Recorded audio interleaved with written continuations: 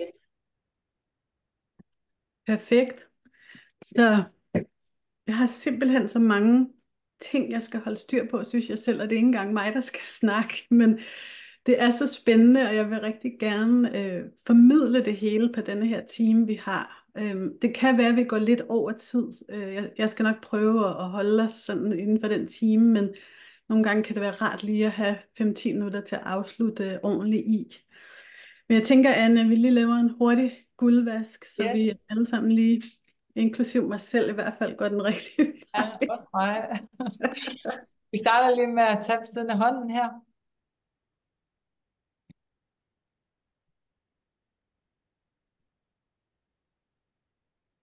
Og eller undskyld, pegefingeren.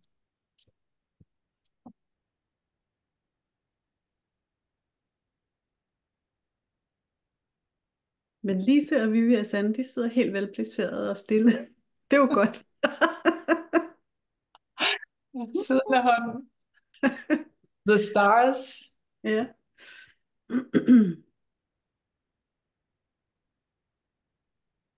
Og langfingeren. Jeg har også glædet mig helt vildt til i dag. Ja,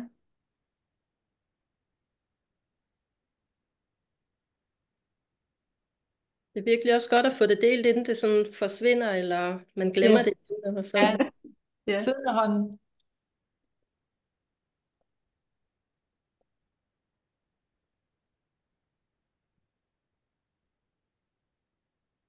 Jeg ser venstre skulder foran.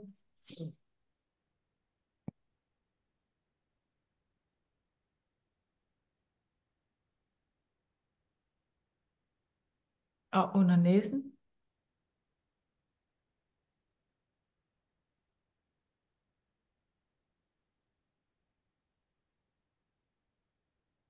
Og siden af hånden.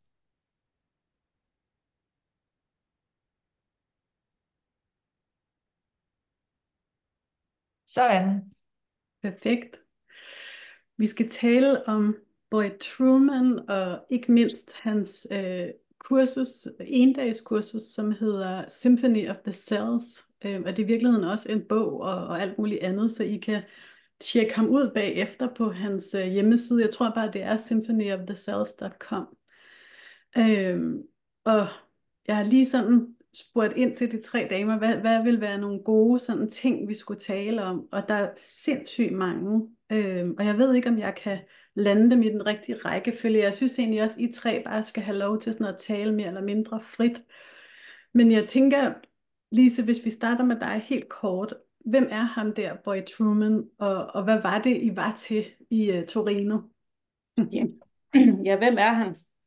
Jamen altså, han er jo en mand, der har arbejdet med de her essentielle olier i 27 år. Så han har jo en kæmpe erfaring. Og så da doTERRA som virksomhed opstod i 2008, så skiftede han selvfølgelig over til de olier, de producerer, fordi de var de reneste, man overhovedet kan få på markedet.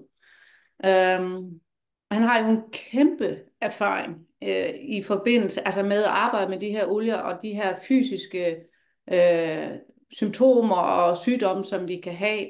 Så, så jeg stiftede selv bekendtskab med ham allerede tilbage i 2020, tror jeg det var, og hvor jeg købte hans materialer hjem. Og ja, altså det består jo af nogle forskellige hæfter og bøger, men han har udviklet de her forskellige applikationer, og i den nye udgave af hans bog, der er der 21, som er målrettet sådan specielle områder altså til vores fysiske, hvad skal man sige, udfordringer, hvad det nu end kan være, om det er sådan helt målrettede diagnoser, vi har, eller bare sådan symptombilleder. Og det var, altså jeg sad tilbage den der dag med ham. Altså jeg lavede sådan nogle små pilotprojekter på hans applikationer, som han kalder dem, på kvinder, som havde depressionssymptomer sidste efterår. Og jeg havde også lidt med nogle piger, som havde nogle symptomer på overgangsalder. Og du ved, jeg kunne jeg gav dem 4 behandlinger. Jeg kunne godt se, kæft, de ratede alle sammen meget bedre efter 4 gange af den der protokol, eller den applikation, han havde præsenteret i hans materiale. Men jeg sad alligevel tilbage med sådan en fuldstændig, det var nærmest sådan en opvågning på celleplan inde i mig selv efter hans dag, hvor jeg tænker, hold nu kaj, mand, hvor er de powerful, de her olier, vi har med at gøre? Hvad er det? Altså, vi er slet ikke, eller jeg var i hvert fald ikke, selvom jeg har jo mærket så mange forandringer på mig selv, så kunne jeg bare mærke, at de er så meget mere powerful, end vi måske helt er bevidste om endnu. Altså, vi kan rette op på så mange ting, altså ved at bruge de her essentielle olier, og jamen, det der med, we help the world heal, som Doterra har som slogan, ikke? Jeg tænker, det blev lige pludselig næsten helt fysisk bevidst, altså inde i mig. Så det tror jeg, det var sådan min indledning til at snakke om hans kursus. Og så er der jo selvfølgelig, jeg har lyst til at sige ret meget mere, men jeg synes også, at Vivi og Sanne lige skal have lov til at komme på, for jeg tror, jeg kunne snakke om det en hel time. Jeg er voldsomt begejstret. Ja. Hvad er selve protokollerne? Er det sådan en rækkefølge af olier? Hvad gør man? Altså lærer de det? Ja, det gjorde vi. Han gennemgik, jeg tror det var 4 forskellige behandlinger, så hvor vi sådan så, hvordan han behandlede. Og der er for eksempel nu kan vi bare tage en kredsløbsbehandling, så er den simpelthen listet op der, hvad for nogle olier man skal bruge, og så herude, der står der så de symboler, forskellige sager. Så starter man for eksempel med at smøre dem på nakken, det er frankincense, og så skal man også dufte til den, altså skal den, der ligger på briksen, og så skal den smøres under fødderne, og så putter man for eksempel, eller ikke for eksempel, man putter bæreolie på hele ryggen, rygsøjlen, og så går man så i gang, så tager det timian på hele rygsøjlen og under fødderne, og det er sådan op ad ryggen, og så er det bare, altså man smører den lige ud først, og så godt ned på lænden, og så kører man bare rundt sådan 3 gange op mod nakken, og så helt godt op i nakken, helt op i kraniekanten, og så under fødderne. Og så tager man ellers bare olierne derned af, og følger bare den der protokol eller opskrift fuldstændig. Så det er ikke en massage, det er sådan en påføring af olier i en rigtig rækkefølge, så at sige. Det tager virkelig, altså nu har jeg gjort det på min mand her, altså det tager virkelig ikke mere end 10 minutter næsten, som færdig. Og så kunne man godt lade dem ligge i 15-20 minutter bagefter, for lige at de kunne få den der gode fornemmelse. Men det tager virkelig ikke lang tid. Nej. Og kan man gøre det på sig selv? Ja, det kan man også. Hvis ikke man synes, det er bøvlet at ramme ryggen og herop, så kan man faktisk gøre det ned under fødderne. Okay. Så, fordi det vigtigste er det egentlig bare at få olierne på. Og så igen det, som han sagde, at hvis når man giver, giveren er også modtageren. Og det giver jo så god mening, altså. Ja, det er også en fin pointe, at de bliver behandlet. Ja, det står jeg og tænker på hver gang. Jeg tænker bare, yes, det er fedt det her, når jeg giver. Ja. Det tænker jeg på, når jeg gør rent, at nu er det ikke de der nedbrydende kemikalier, men nu er det faktisk mig, der lige også får en lille behandling på en eller anden måde. Ja. Sanne, du var meget optaget af det her med vores omgivelser, og nu ved jeg ikke, om du kan huske, hvad du mente med det, men det her med, at kemi og omgivelser, og hvordan det hænger sammen med sygdommen. Jo, så hans kursus, det var sådan en hel dag, og det var sådan nærmest sådan en slags masterclass i, hvordan at de her æteriske olier virker i vores krop.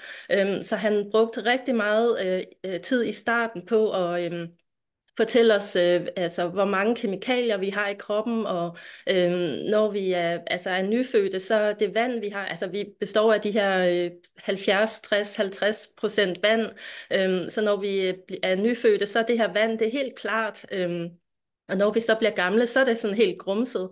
Og så tænkte jeg bare på, så han brugte virkelig lang tid på at komme med eksempler og forklaringer og sådan noget på, hvor mange kemikalier vi egentlig omgiver os med, og hvor meget ballade det skaber inde i vores krop.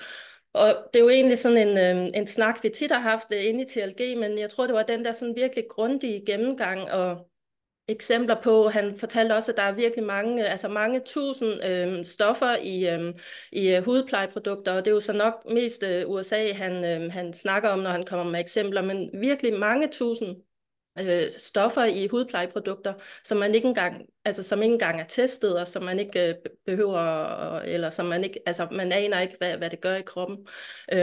Og det er jo så for mig, der var det ligesom sådan en reminder om alt det her, som vi egentlig godt ved, og som jeg synes var sådan rimelig mindblowing, da jeg startede. Så det var bare super fedt at få det hele genopfrisket. Så det jeg tænker, fordi at vi har jo rigtig meget fokus på, altså at vores farvande og fjorde og sådan noget, de er simpelthen forurenet, og alt liv er fuldstændig dødt, og vandet er grumset, og så tænker jeg bare, at det er jo i virkeligheden er det jo det, der også sker inde i vores krop. Og fordi vi kan jo ikke rigtig se, hvad der sker inde i vores krop, men hvis vi begynder ligesom at mærke efter, så kan vi godt mærke, okay, jeg har lidt ondt i maven en gang imellem, jeg har måske lidt hovedpine og sådan noget. Og ellers er det jo rigtig meget det, eller vi kan se, om vi får udslæt eller en bums eller sådan noget. Men ligesom Lise sagde det der med, at vi måske ikke sådan helt forstår altså hvor kraftfulde olierne er, så tror jeg heller ikke, vi forstår, hvor mange altså hvor sindssygt kompleks vores kropssystemer er. Og det er jo der hvor olierne de hjælper. Så alle de her kemikalier, vi omgiver os med, er jo det, der skaber ubalancer. Så jeg tænker, at det som, altså der hvor jeg tænker, at vi hænger sammen med vores omgivelser, det er fordi den måde, vi forurener vores omgivelser med, det havner kommer direkte tilbage i vores egen krop, og skaber alt det her ballade. Og hvad var hans bud på, hvordan man så afgifter? Jamen der er det især, altså der siger han jo, at alle æteriske olier virker, fordi de er jo så komplekse. Altså vi ved jo godt, at der for eksempel er limonene i citrusolierne, men der er jo sindssygt mange kemiske compounds, eller hvad man skal sige, bestanddele i æteriske olier, og de er meget komplekse, så derfor så kan man også se i Boyds bøger, at også alle mulige andre bøger om æteriske olier, at de virker på rigtig mange kropssystemer. Så det er bare sådan en helt anden måde at tænke på at bruge æteriske olier end medicin, hvor det tit bare er, okay, jeg har et udslæt, så tager jeg noget medicin, hvor det hele hænger sammen. Og der snakkede han om, altså som jeg også tror, vi kommer mere ind på det der med, at vores fordøjelse er rigtig vigtig, så han kalder alt det her, altså maveregionen for mom, fordi han siger, at hvis mom er glad, så er alle glade. Og så siger han, at æteriske olier, det hjælper med at få alt ud af kroppen, som ikke er naturligt. Så der er ligesom også det, som du, Christine, også siger, det der med, at de æteriske olier hjælper kroppen med at komme, eller hjælper os med at komme i homeostase, og som i virkeligheden er jo det samme som en sund krop. Ja, indre balance. Ja. Hvad har du lyst til at dykke ned i nu, Lise?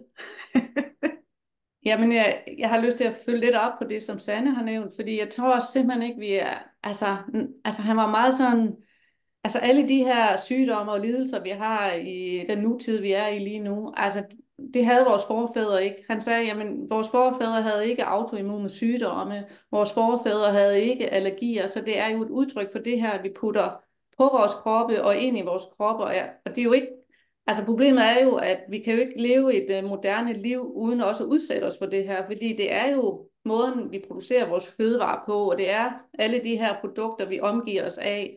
Han sagde jo, altså inden vi bliver 70, så har vi fordøjet, jeg ved ikke engang, om vi har fordøjet, det kan godt være, at det bare stadigvæk er inde i cellerne, 20 kilo plastik, eller var det meget mere. Altså, det er jo mindblowed, altså sådan, hvor meget vi grunde udsætter vores kroppe for. Det er så sådan, han også var meget tydelig med det her, altså vores kroppe, de efterspørger alle olierne. Det er ikke kun de her 10, som vi tyr til sådan på daglig basis, eller sådan, vores kroppe har brug for dem alle sammen, for vi har brug for at få ryddet så meget op på celleplan, så vores celler fungerer, og vores signalstoffer fungerer rundt i kroppen. Så vi har jo en værktøjskasse uden lige, når vi har med essentielle olier til at virkelig få rettet op på de her ubalancer, som vi har. Altså, jeg synes, det var så dejligt at høre, at, og så har vi nu, når man er ny i doTERRA og essentielle olier, så tænker vi, nu er 1 til 2 dråber. Nej, giv den gas. Altså, han smurte 10-12 dråber af hver på den her rygsøjle, fordi hele nervesystemet er jo, eller alle kroppens organer er repræsenteret via nervesystemet og rygsøjlen og under fødderne. Altså, den her tilgang til, som han havde til, at de her olier, de er så livsvigtige for, at vi kan få livet tilbage ind i kroppen og få det her døde farvand, som Sanne er så god til at udtrykke, at det er lige så dødt inde i os som Vejle Fjord, ikke? Eller bunden af Vejle Fjord. Og det gælder både vores celler altså er forurenet, vores vand er forurenet, altså så vi har alle muligheder for at lave. Det kræver selvfølgelig, at vi hver især tager et ansvar og har en bevidsthed om, at vi ønsker at rydde op. Han var selv sådan lidt humoristisk i starten, så siger han, jeg havde tabt håret, inden jeg kom ind i de her essentielle olier, ikke? Så lagde han jo ligesom tonen lidt an, at vi har sådan vi tror, de kan være farlige for os, men olierne er livgivende for os, altså fordi altså planterne er sollys, det er energi, det er liv. Og så havde han selvfølgelig det her med vores vitaminer, altså lifelong vitality er basis for os alle sammen, fordi det er essensen af alt natur i de her kapsler, vi tager hver dag, ikke? Ja. Og havde han sådan en, det her ville være godt at gøre hver dag ting, så kom han med det? Altså lifelong vitality, terrasyme, probiotika, og så 20 dråber lemon, altså simpelthen, fordi lemon holder vores knogler vitale og sunde. Det er med til at hjælpe os med at holde en krop hydreret, og plus at det æder det her syre, som man kommer, vi får ind ved det, vi spiser, eller dem, der stadigvæk drikker kaffe, får det sikkert ind den vej. Jeg er ikke på den måde nørdet, men han var meget, meget fortaler for, at høje doser lemon og citrusolie generelt er rigtig godt for os. Og der skal vi huske at sige, at det skal man virkelig træne sig op til. Ja. Når vi laver Cleanse & Restore, så er det sådan noget 5-10 dråber om dagen, og der, altså jeg har ligget helt til tælling den første gang jeg gjorde det. Anne, hun kastede op som aldrig før, og det er jo fordi, som I siger, der er så meget, der skal afgiftes. Så citrus eller lemon begynder at afgifte, og det kan vi altså kun tåle i mindre doser i starten, så det bliver for vildt, hvis man ikke lige giver sig tid. Ja. Og måske fordi vi også i Cleanse & Restore kører på med Centocrene fra starten, ikke? Altså man virkelig er leverudrensen, ikke? Det er sådan, og alle os, der nærmer os 50, ikke? Eller er 50 og derover, der anbefaler han faktisk, at vi startede op på lemon og lifelong vitality for at lave en glidende overgang, og simpelthen få renset godt op, inden og så efter 14 dage, så kunne vi køre på med endnu flere olier, ikke? Ja. Okay, så altså virkelig sådan rense ud for at kunne blive klar til de her behandlinger. Fordi det er affaldsmonster, som vi har inde i os, på grund af vores liv, altså den første shampoo, vores mor vasker vores hår med, efter vi er nyfødte, kan jo være hormonforstyrrende. Altså det er jo livslangt, så man ikke har en bevidsthed om, hvad alle de her E-stoffer og sådan noget gjort ved vores celler, ikke? Så det er sådan man skal lige have lidt respekt for den der. Det ligesom har været på morfinafhængighed i for lang tid, så er der jo en afgiftningsperiode, der giver nogle symptomer, som ikke er altid så rare. Ja, altså jeg er jo barn af 70'erne, og mine forældre røg i bilen.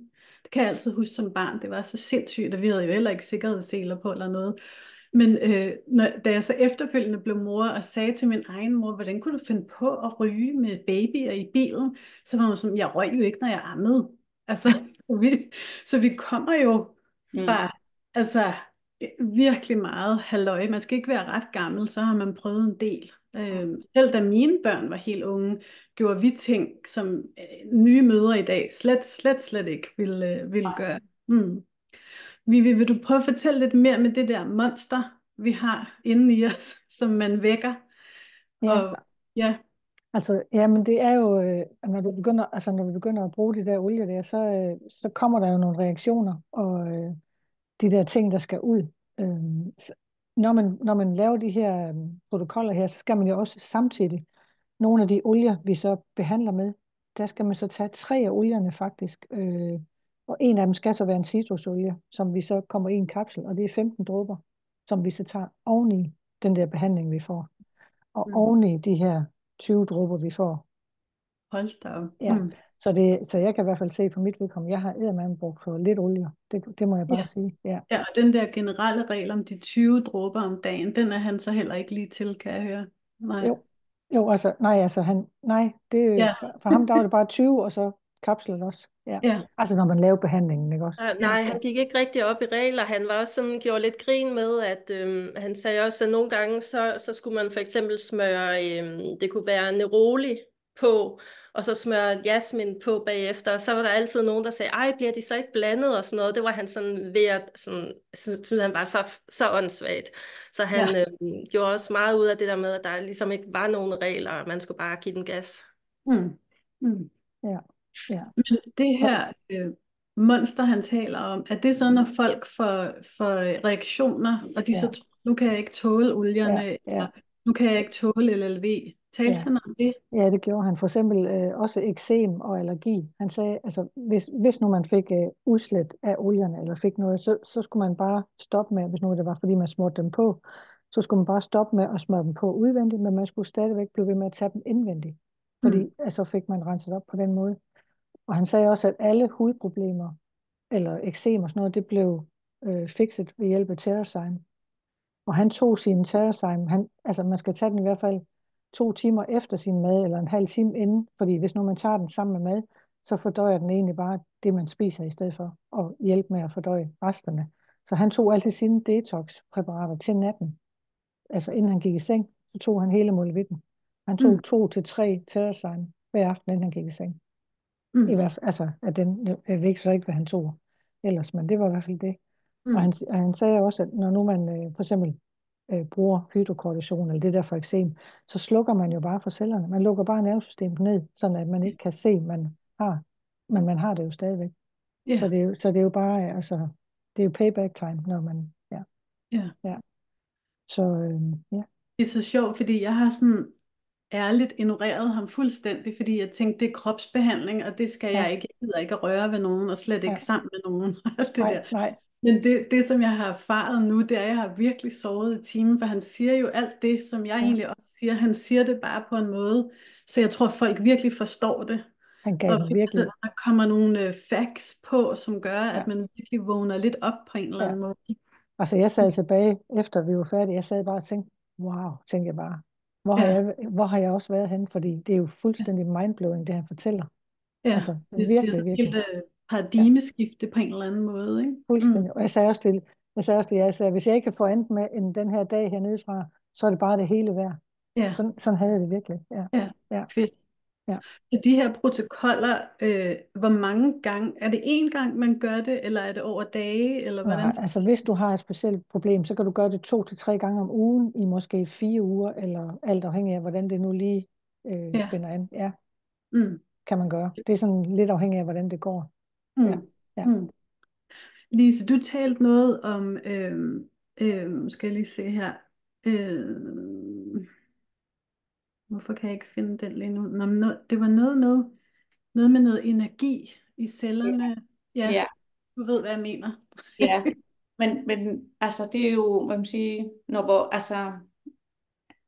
altså i virkeligheden er hele vores krop jo et stort batteri, bestående af mange enheder, som små energetiske udladninger, ikke? Altså vores celler står jo og taler sammen hele tiden. Og energi ledes jo også af vand og sådan noget, men det er der mange flere, eller andre, der har meget mere forstand på end jeg. Men det, der var essensen, det er jo, at de her celler, altså når de bliver forurenet og forgiftet af den måde, vi har levet på, jamen så står de jo og sender forkerte signaler ud, og det vand, de så skal ledes igennem, det er forurenet også, så det signal, eller den måde, vi skaber den her homeostase eller balance inde i kroppen, den er jo, det er jo så vigtigt, at de her celler, de fungerer og har et godt miljø at fungere i. Og så har han det her med, jamen alt er jo vibration, alt er energi, og han snakkede også om, at hvis nu man kører en fordøjelsesprotokol i 4 uger, og man synes ikke rigtigt, at den virker efter hensigten, så skal man faktisk ind og kigge lidt på, er der også noget traume forbundet med en dårlig fordøjelse? Ikke? Er der noget, som sidder fast i, som er traumebaseret, sådan følelsesmæssigt, og så går man ind og giver en forgivenhedsprotokol, så han var meget, meget bevidst om, at det her, vores fysiske, skavanker eller udfordringer. Altså, hvis det ikke handlede om den her forgiftningsting, så var i hvert fald, og den energi, der ligger i det, jamen så kigger man altid ind i det følelsesmæssige bagved. Og han er jo en mand, der åbenbart har jo, altså ligesom Louise Hay, altså har en mor, som har arbejdet det her med det følelsesmæssige tidligere. Hun har også skrevet en bog, nu har den ikke lige med herind. Det kan være Sanne eller Vivi har den lige ved siden af sig. Hvor det virkelig handler om de her følelsesmæssige traumer, der også kan ligge til udtryk, eller bagved de her fysiske skavanker eller sygdomme, som opstår. Så jeg synes jo på den måde, var han meget sådan holistisk i hans tilgang. Så det handler ikke kun om, vi har det her udfordring, fordi vi lever i den her tid, vi lever i med alle vores tilsætningsstoffer og alt det her. Og det er vi slet ikke designet til at kunne håndtere. Som han sagde jo sådan, vi opfører som om, at kroppen er et eller andet eksperiment, ikke? Altså, så det håber jeg, at sådan bliver lidt, altså det her med, at alt er energi, og hvis vi er nødt til at tænke på det i den retning, at når vi begynder at arbejde på olien, så får olierne simpelthen, de hjælper os, ligesom du altid har sagt, Christine, de hjælper vores vibration og vores frekvens op på samme frekvens, som planterne har. Altså. Så han var meget, meget, han er overhovedet ikke kun der, hvor man snakker, så skulle du tage en olie for fordøjelsen. Han var meget, meget holistisk tænkende. Ja. Og altså, i virkeligheden, selvom man spiser fuldstændig fint, og altså gør alt det såkaldt rigtige, så kan man slet ikke kæmpe imod det her. Altså det er jo, hvad de sprayer ud over himlen hver eneste dag. Det er, hvad er der i vores grundvand? I vores grundvand, der er jo alle dem, der har taget alt mulig medicin, og så har tisset. Det er jo så det, vi drikker. Så hvis man forestiller sig, at vi er sådan en ø med et økosystem, så er den jo fuldstændig fucked. Ligesom moder jord på mange måder også er det. Og det tror jeg, det kan man jo gå helt ned over. Og det synes jeg ikke, vi skal. Men jeg synes, det er vigtigt at forstå, at det er derfor, jeg egentlig har de her skavanker. Og det er derfor, det er vigtigt, at jeg dagligt detoxer. Altså grunden til, at Mia, Anna og jeg optog Cleanse and Restore, det var egentlig fordi, det gik op for os, at vi kører nærmest en Cleanse and Restore altid. Altså fordi vi tager så mange kosttilskud, så for os gav det ikke rigtig mening at sige, at det er noget, vi gør kun én gang om måneden. Der gør man det selvfølgelig mere i en protokol, og det gør vi ikke, men vi tager så mange kosttilskud, fordi vi har forstået, hvor vigtigt det i virkeligheden er, og at det er der, det meste starter. Og så synes jeg, det er en super smuk pointe, fordi jeg startede omvendt. Jeg startede med, at alt er følelser, og alt er traumer, og det kan man jo tale for og imod, om det er. Men der, hvor jeg missede den lidt, og det var inden doTERRA, det var, at noget er også fysisk, og meget er også fysisk. Og det er det, olierne og kosttilskuddene virkelig har lært mig, at jeg var ikke deprimeret, jeg var bare lidt forgiftet. Jeg var heller ikke sådan en, der skulle leve med hovedpiner. Jeg sprayede bare parfume som det første, når jeg stod op om morgenen. Altså, når masser af jeg går forbi nogen i skoven, ude i skoven, som har parfume på, så kan vi næsten ikke trække vejret i de næste par sekunder, når vi passerer. Men det er fordi vores system nu er vendet til ikke at være så forgiftet. Så det bliver jo lige pludselig stort, alt det her, at altså, de har fucket med vores grundvand-agtigt. Og nu er det jo så op til den enkelte at finde ud af, okay, hvad kan jeg gøre selv? Og der er jo sindssygt mange ting, man kan gøre. Fik I talt om alt med det her med, at tarmene repræsenterer mor, eller er der mere at sige om det? Eller var pointen bare, at når mor ikke er glad, så er der ingen, der er glad, og derfor er tarmene sindssygt vigtige at tage sig af? Altså han gjorde jo meget ud af at sige, for eksempel altså mælkeprodukter og ost og sådan noget der, at vi har simpelthen ikke enzymer til at fordøje dem. Derfor er det, at den der TerraSym, den er så filens vigtig. Ja, den har jeg slet ikke fået med, den der. Men den har jeg da også købt nu, men jeg synes kun, man kan købe en af gangen, når jeg kunne kun få en i kurven, altså. Ja. For jeg tænkte, jeg skulle da bare have nogle stykker, men det kunne jeg ikke. Nej, det kan godt være, det er sådan lige nu. Jeg ja. i USA, fordi jeg ikke gider de der limits. Lisa, hun sidder og markerer. Ja. Jamen, det var bare lige for at komme lidt tilbage på, at det her med vores mavetarmflora er så vigtigt, ikke? Altså, det er jo ikke kun vigtigt det er jo vigtigt for vores humør. Altså, det er Godt. stress, det er angst, det er depression, hvis mavetarmfloraen er i dårlig funktion. Altså, det er vigtigt, og omvendt kan man sige, vores mind er så vigtigt for vores tarmflora, så det er sådan, vi har virkelig brug for at kigge på, hvordan er floraen dernede i de her tarme, ikke? Og hvordan fungerer leveren? Hvordan, ja, fordi hele vores immunforsvar er jo også bygget op på, hvordan det fungerer dernede i tarmene. Og bare det, han snakkede også om, der er slet ikke forsket nok i, hvad vores lymfesystem i virkeligheden har at sige i forhold til alle mulige ubalancer. Vi ved godt, når vi har kræftceller, så kører det rundt via lymfesystemet. Men der er vi er slet ikke bevidste om, hvor komplekst lymfesystemet også er. Så det hele spiller jo sammen. Og der var han virkelig også han gav jo også eksempler på, hvad er det for nogle olier. For eksempel, altså det er ikke fordi jeg er sådan den store fortaler om at snakke om kræft, fordi det er så højaktuelt i vores samfund altid, men han snakkede faktisk om rosemary-olie. Kræftceller kan ikke overleve i rosemary. Og jeg tænker bare, det er jo også lidt vigtigt at vide, ikke? Men han var jo sådan... Altså, som man siger i Jylland. ja, men det er også sådan, han var talt jo frit for leveren, så jeg kan godt forstå, at han ikke vil optages, og sådan noget, fordi man kunne virkelig nemt komme i clinch med medicinalindustrien og fødevareindustrien, og ja, både her og der, ikke? Jeg har oplevet ham flere gange på scenen til convention og alle mulige andre. Der har jeg synes han var sådan lidt mast, altså som om hans vinger var sådan blevet kappet af, og nu giver det virkelig mening for ham, eller for mig, at det er jo slet ikke hans forum, eller place to be. Han skal jo have sådan en lukket scene, hvor han vil sige alle de ting, som han har sagt til jer. Hvad sagde han med rosemary, bare fordi den får vi spørgsmål om, at man skal indtage den dagligt, når man har cancer, eller er der en protokol, eller hvordan? Der er en protokol, men jeg fik ikke med, at han snakkede ret meget mere om den, end at bare bruge den. Altså brug den. Ja. Brug dagligt, brug det. Altså den er så vigtig, fordi når vores krop i grund er så forurenet, som de er, så har vores celler jo det med at sprede sig i en ikke særlig hensigtsmæssig formation. Og så har vi problemet der, ikke? Og så snakker han rigtig meget om lemongrass. Lemongrass er med i næsten alle protokoller, fordi det øger vores ledningshastighed, altså signalstofferne mellem cellerne og nervebanerne. Så den er rigtig, rigtig vigtig. Og sådan billig. Ja. Den kommer han i alle kapselblandinger, eller hvordan? Alle protokollerne. Og indeholder det lemongrass? Ja, okay.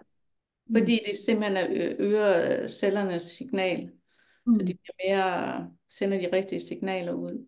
Sådan en olie som helichrysum, eller hvad vi kalder den, den var rigtig, rigtig god, hvis vi havde problemer med nerveskader. Hvis vi havde blevet opereret, og der er nogle nervebaner, der var skåret over, så hjalp den simpelthen med at finde sammen igen. Hvis vi har problemer med lugtesansen og smagssansen, det kan jeg se, der har været nogle opslag med inde i gruppen. Helichrysum, altså go for it. Skal man bare smøre den på næsen? Ja, smør på næsen. Ja, lige over næsen, sagde han. Ja. Nogle år siden til convention var der, hun er Blue Diamond nu fra London, eller UK, Lindsay hedder hun, Plantin.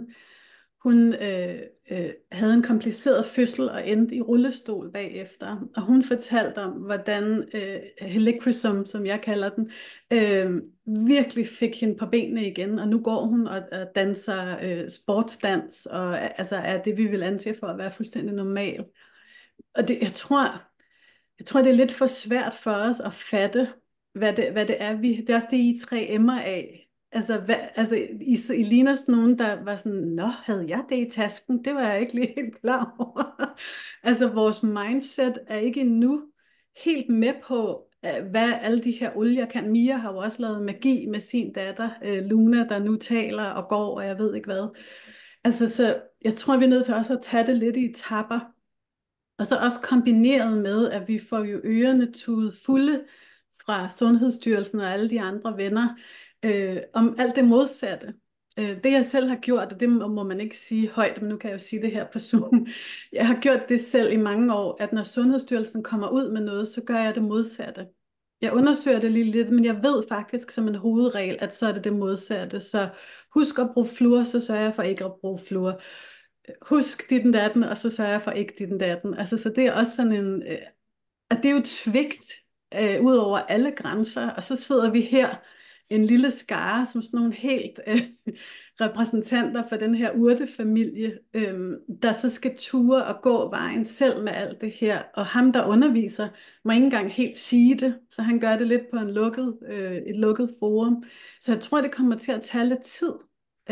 Og igen, det skal vi ikke lade os slå ud af. Jeg er selv begyndt at lave reels, og hver eneste gang jeg laver en reel, så bruger jeg den største del af min tid, og der taler vi timer, på at undersøge, hvad der er compliant og hvad der ikke er compliant, fordi jeg ved, hvis jeg siger noget, der er på kanten, og det gør jeg 100%, så får jeg en besked fra doTERRA, der siger, du er nødt til at tage den ned, og det er jo super ærgerligt, hvis man har lavet noget, der har fået en god algoritme og alt det her.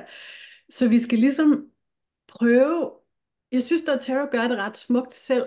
De har de her opslag, hvor de siger, det her må man ikke sige, at Zenguest kan, men man må godt sige det her. Og så kan man jo som læser læse, nå, den kan det, og den kan det, og den kan det. Så der er hele tiden sådan kreative idéer til, hvad vi kan gøre. Du vil sige noget, Lise? Ja, altså han er jo selv i det dilemma, kan man sige, så det er jo kun på hans lukkede kurser, han kan tale frit for leveren, ikke?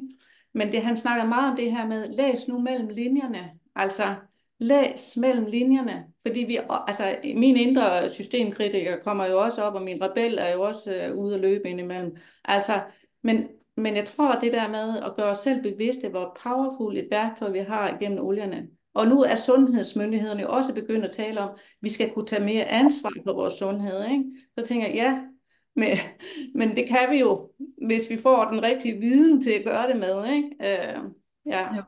Så, altså, men vi kan alle sammen købe bøgerne. Vi kan alle sammen, altså så svært det heller ikke, det er godt nok på engelsk, men det er heller ikke så svært at oversætte det. Altså, vi kan alle sammen søge hjælp i vores upline, hvis vi har problemer. Altså med at finde ud af, hvad er det, jeg kan gå med her. Fordi alle olierne, vi har brug for alle olierne. Altså, og så kan det godt være, at vi arbejder sådan mere på den forebyggende kant, vi har ikke fået det store problem endnu, men vi kan arbejde på at forebygge, at vi kommer derhen.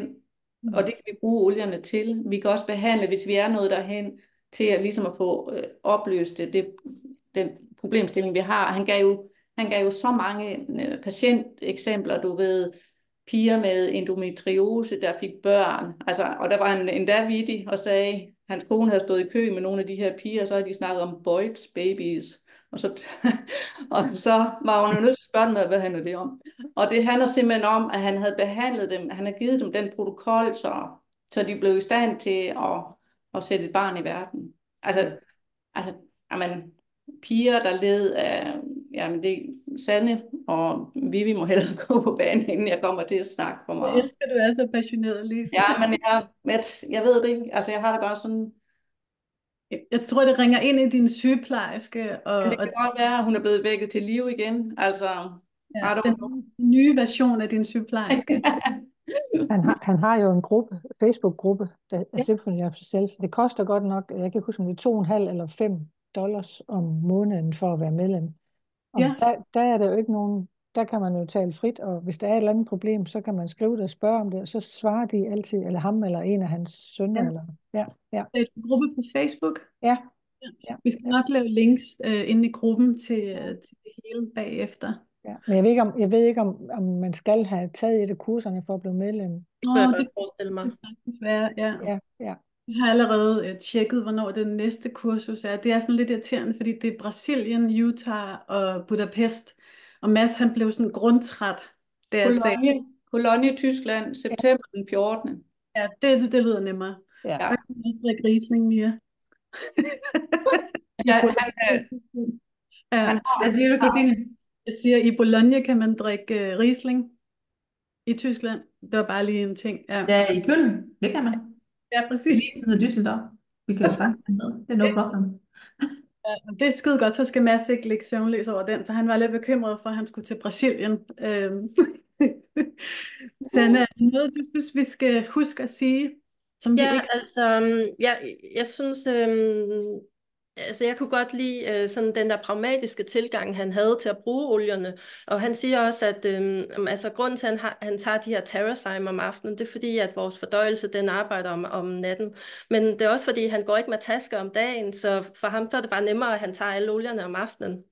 Så det er også, nogle gange så kan man også blive helt forvirret, fordi at nogle gange så er der rigtig mange spørgsmål inde i vores gruppe, altså sådan noget med for eksempel, hvor mange dråber, hvis jeg selv vil blande Zen-Gæst i en kapsel og sådan noget der. Og der har han jo bare sådan en tommelfingerregel, eller han siger, at der kan være 15 dråber i en veggie cap, så derfor putter han bare 15 dråber i. Ja. Og så hvis man siger, at den ene skal altid være en citrusolie, så en citrusolie, der siger han, det er lige meget hvad for en, fordi de indeholder alle sammen limonene, som er det, der renser. Og så kunne det være en urt, og det kunne være en blomst for eksempel.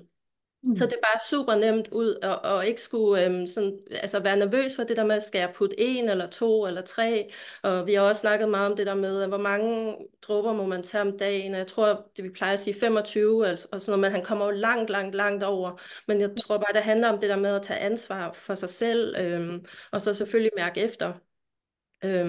Og så sagde han også, altså at han smagte jo på alle, altså jeg tror, at han indtager alle olierne, og det sagde han selvfølgelig, at det skulle vi selvfølgelig ikke, det skulle vi jo ligesom selv mærke efter, men han sagde, at han indtager alle olier, og han anbefalede os også at prøve at smage på olierne, fordi for eksempel... Så sådan en, jeg tror også, at Melissa Challenge kommer fra ham, fordi han snakkede i hvert fald om det her med at indtage Melissa i 21 dage eller sådan noget. Men fordi, altså flasken ser jo lille og yndig ud, og blomsten er jo også lille og yndig og sådan noget, men hvis man smager på den, så forstår man, at hvor kraftfuld og sindssyg den i virkeligheden er. Og det gælder jo rigtig mange af olierne, altså det der med, så det der med at lære olierne er jo rigtig godt at kende, smage dem, mærke dem og så videre. Ja, så jeg er i hvert fald blevet rigtig inspireret til altså ligesom sådan en ny måde og sådan en nysgerrighed på at bruge olierne. Ja. Jeg tror også, at igen, fordi vi kommer fra, at det er primært en mand gerne i en hvid kittel, der skal udskrive, hvad der er godt for os. Det er det, vi er vokset op med alle sammen, mere eller mindre. Så er det et stort skridt at gå over til at sige, nu er jeg urtedame, og nu blander jeg bare lige selv. Så i starten, der tyr man jo til, hvor meget må jeg, og kan det give, og så googler man, og så står der, olier giver allergi, og bla bla bla, og så bliver man sådan helt forskrækket. Så det er jo også en rejse, det her med at tage kraften hjem, og være den, der mærker efter, og den, især når vi begynder at tale om at gøre det på andre mennesker, der tænker jeg, at man har prøvet på sin egen mand i stuen, fordi hvis han så får helkropsallergi, så er det ikke lige så slemt, som hvis det er en kunde.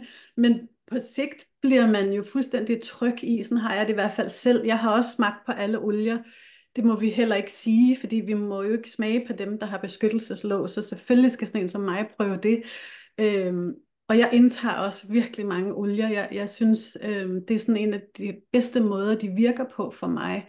Der er nogen, jeg godt kan lide at komme altså på kroppen eller dufte til, og hvis det er noget med hovedet, så bruger jeg hovedet, men generelt kan jeg rigtig godt lide at blande kapsler. Jeg var slet ikke klar over, at det vil jeg gøre nu, komme en lemongrass eller en anden citrus i. Det synes jeg er et vildt godt fif.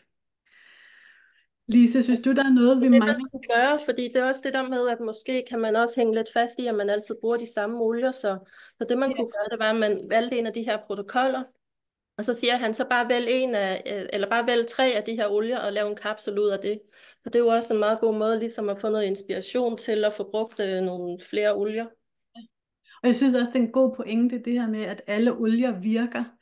For der kan vi også fortabe og sige, hvad var det nu, jeg skulle bruge til denne her fodvorte, eller hvad var det nu lige, der var godt for det. Og det er også et sjovt arbejde. Men jeg synes også, det er sjovt at sige, at det er også Mias motto, alt virker. Vi skal ligesom bare gøre noget. Og når vi er bange for at gøre noget, fordi vi er overvældet, så er det, at vi ikke gør så meget.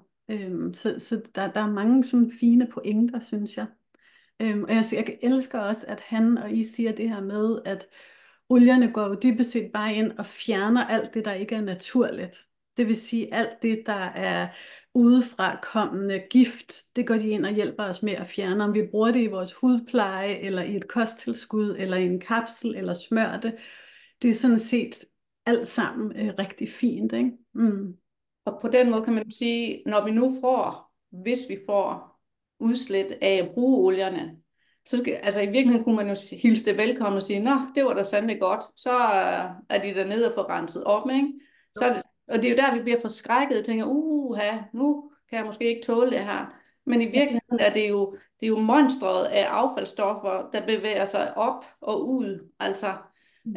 Men jeg måtte også indrømme, jeg var jo selv der, jeg tror hver 3. uge i starten med min olie, der var jeg syg, og jeg tænkte på et tidspunkt, det her, det kan jeg da vist ikke tåle. Alligevel, så var der også en stemme inde i mig, der sagde, det er ikke sandt. Altså, det handler bare om at blive ved. Og så er det klart, at hvis vi får eksem, så skal vi jo ikke smøre olierne der, så skal vi putte det i en kapsel, og så begynde at rense op indefra og ud, ikke? Så det er virkelig, altså vi har et værktøj på hånden, som alle kan, og han har gjort det simpelt og let, ved at kigge ind i de der protokoller og sige, gå med det, altså. Ja. Han sagde også, at han var ikke så vild med at bruge diffuser. Han sagde, at hans kone brugte diffuser rigtig meget, men jeg har faktisk ikke brugt diffuser, efter jeg kom hjem efter den der ferie, fordi at ligesom at vi også, der også var en, der sagde på convention, at doTERRA er meget mere end et scent, altså et duftfirma. Så der er det der med, at olierne er meget mere end bare noget, der dufter godt. Altså rigtig mange af dem dufter jo ikke særlig godt. Men så det er bare sådan en helt anden tilgang til olierne, altså det der med at bruge det ind i kroppen. Og ikke bare som et eller andet, der er sådan, lige får rummet til at dufte lidt dejligt. Ja, det er jo det, olie er kendt for blandt folk, der ikke ved så meget. Altså det her med spa og sauna-gus. Og jeg vil dog sige, at jeg elsker at diffuse. Og det giver mig sådan lykkebobler. Men jeg har i hvert fald også været opmærksom på at gøre andet end det. Fordi der er nogen, der er forskrækket og kun diffuser. Og der misser de jo sådan helt verden, der kunne have åbnet sig op for dem, ikke? Jeg synes også, Anne, jeg har lyst til at inddrage dig. Jeg ved, du elsker det. Jeg synes, det minder mig så meget om tapping, og Callahan, der siger, at det hele handler om noget, vi ikke kan tåle. Ja. Altså, har du tappet mig mange It's all gange? the toxin. It's all about toxins, ja. Vil du sige et par ord om det? Jamen altså, det er den der med, at altså, i min verden, eller i min optik, fordi jeg også har tappet så meget, så kan jeg også se, at ud over altså alt det, der er, vi ikke kan tåle, som vi bliver påvirket af vand, altså det kan være alt muligt, som vi har snakket om nu her, E-nummer i madvarer, altså det kan være 10.000 ting, indfarvet tøj, altså det man bruger til at farve tøj med, er virkelig også et toksin, fordi vi har det på hele tiden, så vi bliver udsat for det, men faktisk bliver vi også udsat for, nævne lige lidt med traumer, men traumer er også forurening. Altså når folk sidder og snakker dårligt, altså det bliver faktisk en forurening, så vi bliver sådan mega forurenet, altså på alle planer. Og hvis vi bliver udsat for et eller andet traume, så er det ligesom, vores krop er ligesom sådan en tønde, og så er det ligesom, den bliver faktisk sådan lidt mindre, den her tønde her. Og det vil sige, noget vi kunne tåle før, kan vi pludselig ikke tåle nu. Så det bliver sådan helt en overvældelse af alt. Så det handler sådan det gav mig enormt god mening, det her med, at man egentlig både jo med olierne arbejder med psyken, og man arbejder med kroppen, og at man på den måde jo også får sin tynde større, altså med olierne samtidig med. Så ja, altså jeg synes, det har været dybt fascinerende at høre om. Jeg er sådan helt, I'll see you in Germany, altså til september. Ja. Gud, jeg synes, det er spændende. Ja, og jeg er virkelig sådan, hold da op, det glæder mig. Jeg kan virkelig se mig selv bruge det også, og virkelig, virkelig fedt. Du og jeg havde jo også en Thomas er lige blevet opereret, faktisk en stor operation ved hjertet, og så sagde jeg, hvad med helichrysum, og så sagde du, vi skal ikke have noget hældt i, eller noget. Så sagde jeg, nej, men hvad med at dubbe det sådan udenom, så var du sådan, fuck, det havde jeg slet ikke tænkt på. Så gjorde du det, og det hjalp. Og det er jo der, hvor man tænker, hvorfor er det, I ikke fatter jeres egen business på en, men jeg var helt op at køre over, at man kunne komme en olie ved siden af noget, uden på noget, som hjalp inde i noget. Altså, der kunne vi næsten ikke lige sådan tale. Nej, og det hjalp med det samme. Ja, Lige med ja, det samme.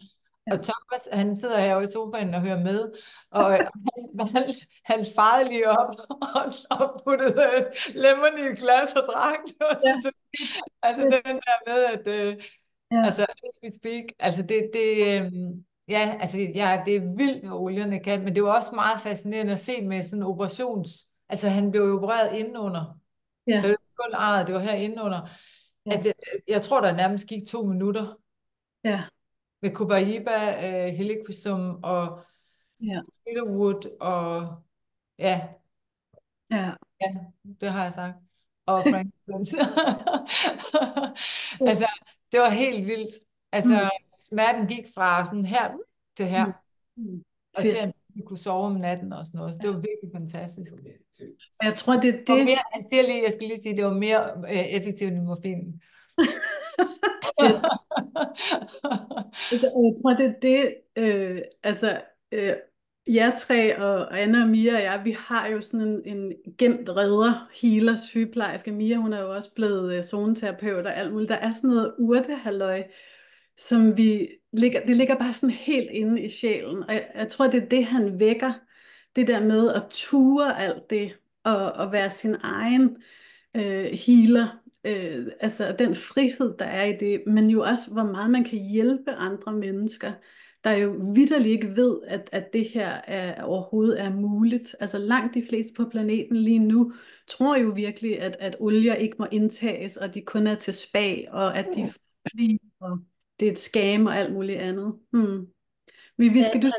Han bad os også om, eller opfordrede os til at dele den her viden. Altså, vi måtte ikke sådan tage billeder af hans slides og dele det, men vi måtte meget gerne genfortælle det og lære andre om den her teknik. Ja. Og det gav han os også lidt lektier for. Han sagde, at vi skulle for ligesom at integrere det og få vores egne erfaringer, så skulle vi lave 25 behandlinger.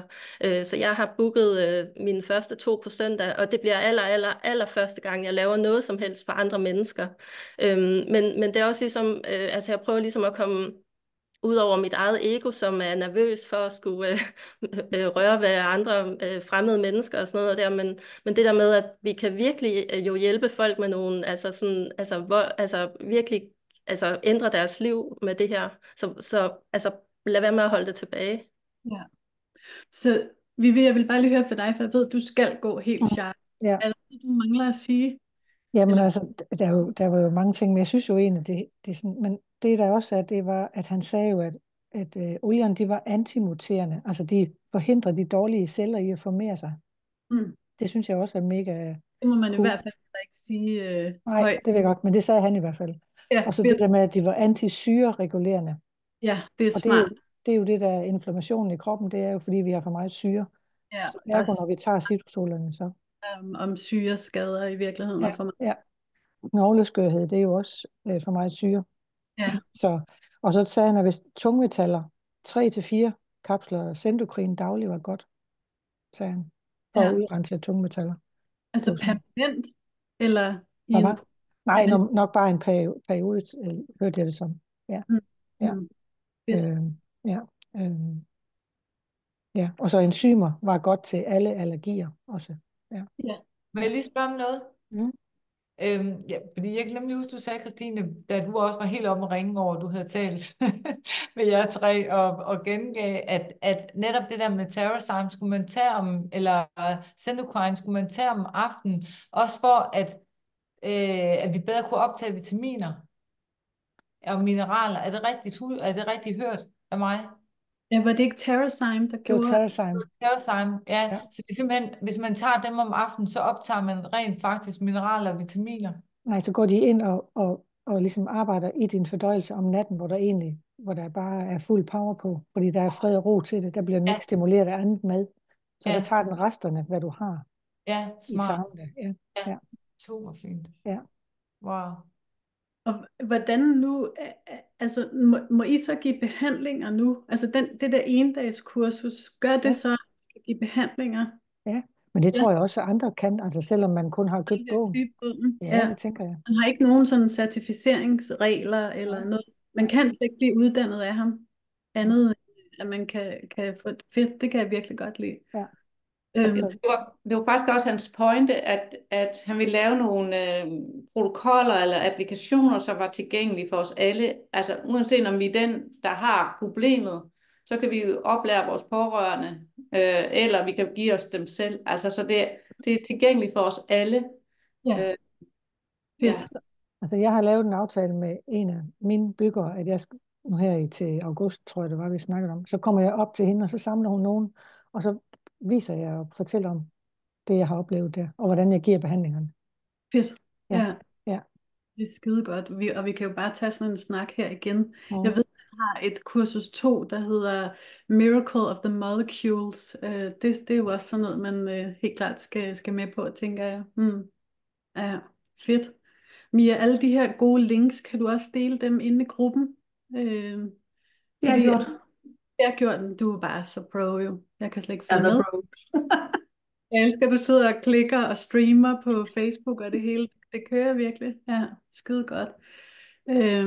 Anne-Marie, du spørger, hvad hedder bogen? Der er flere forskellige. Den hedder bare Symphony of the Cells Application Book. Så er der så forskellige... Ja, så det er bare den seneste udgave. Det Ja. her det er den 7. udgave. Ja.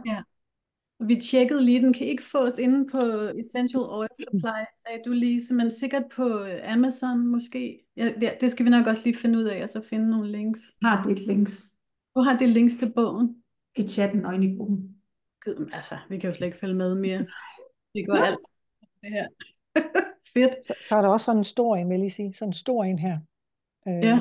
Den hedder Body Systems, og den er sådan også meget overskuelig. Så er der alle systemerne, der sådan er listet op.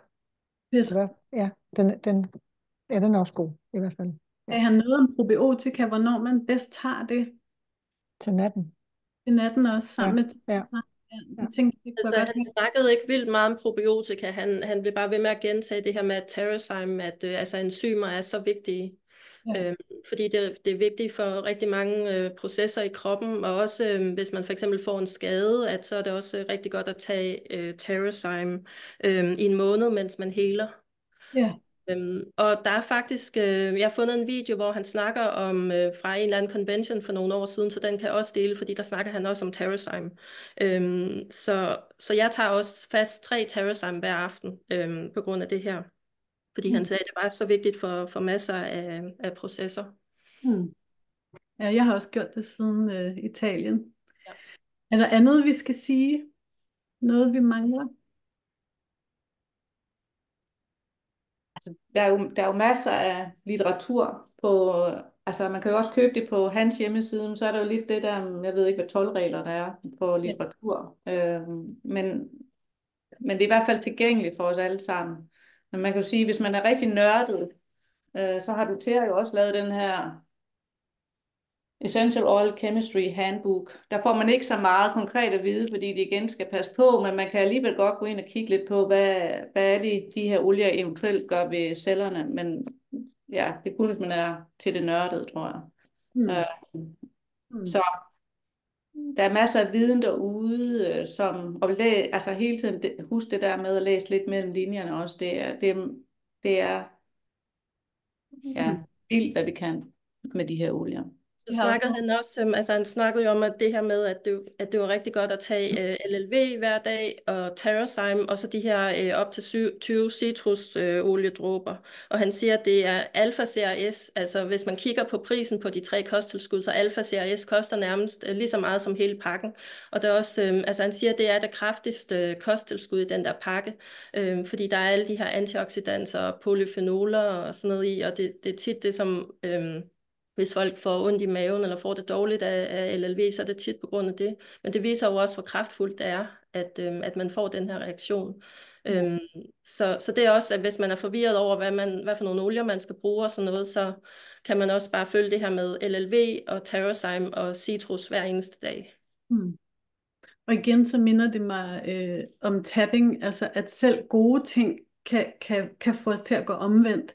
Selv ting, vi har virkelig brug for, kan vi være reverseret på, så vi egentlig ender med at tilte, indtil vi lige altså går rigtigt igen. Altså, så altså det er jo, homøopaterne har jo alle dage også sagt det her, at der er en førstegangsforværring, men de fleste bliver bare så forskrækket under den førstegangsforværring, at de stopper, og det er jo der, man så stopper lige inden himmelbaren ligesom åbner sig for en.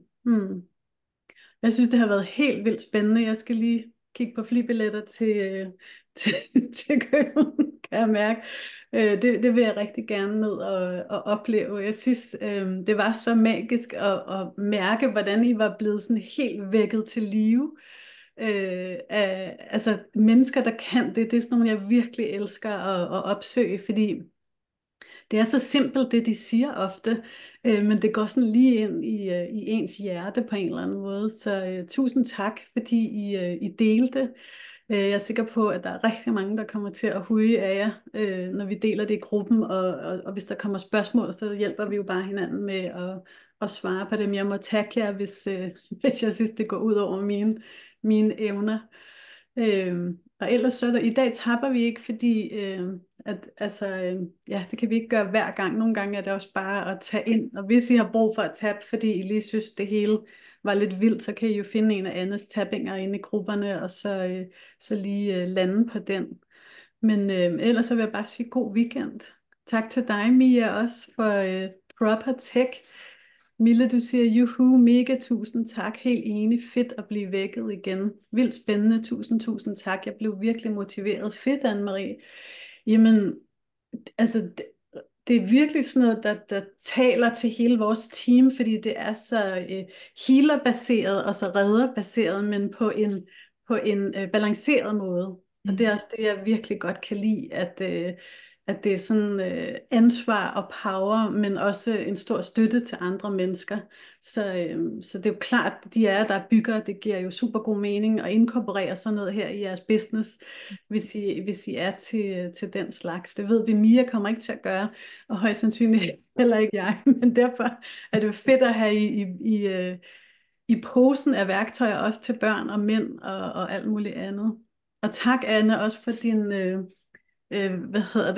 perspektiver ind i tapping. Ja, det er så sjovt, hvordan alle de her paradigmer egentlig passer sammen altid, og at tingene sådan minder om hinanden på mange måder. Rigtig god weekend. God weekend, ja. Og tusind tak. Tak lige måde. Ja. Alle fire. Dig, Christine, også. Tusind tak.